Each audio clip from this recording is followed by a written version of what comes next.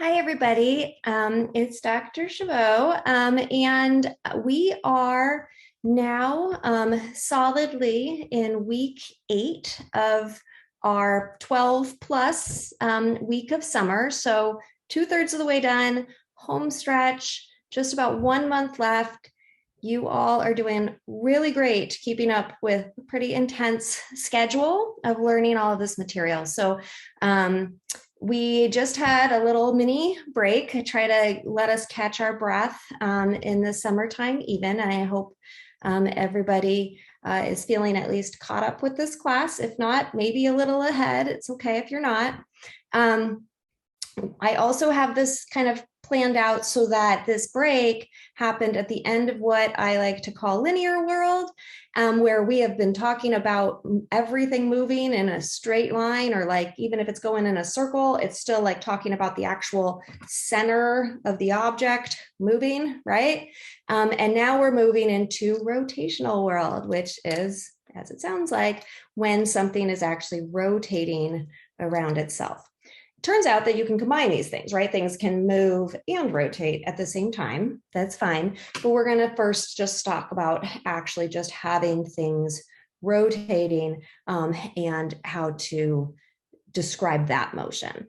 There are Greek letters, and that's okay. We just sort of ran out of regular letters to use, so we started using Greek letters.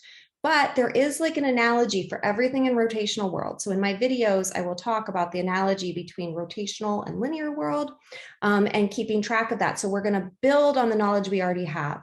We're going to do the big four, as I call them. In linear world, we talked about describing motion. That's our kinematics, 1D and 2D motion, right? That was our describing motion.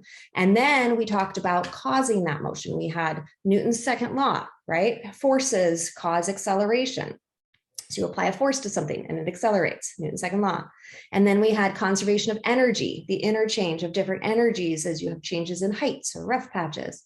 And then momentum, what happens when there's collisions, right? So kinematics, Newton's laws, energy, momentum, the big four of this semester.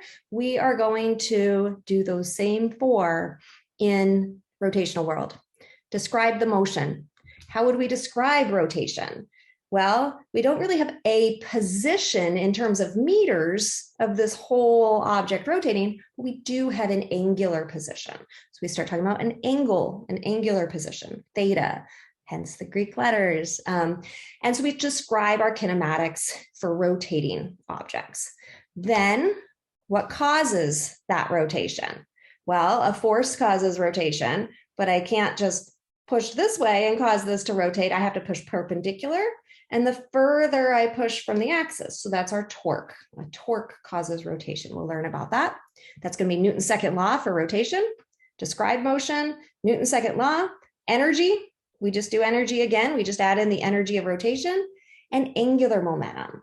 What happens if I'm spinning and something collides, or something collides to cause me to rotate? Conservation of angular momentum. So big four.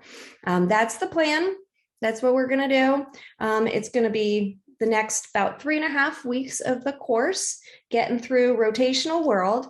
It is kind of as hard as it gets for the content, but you're well prepared because we are just building on our previous knowledge.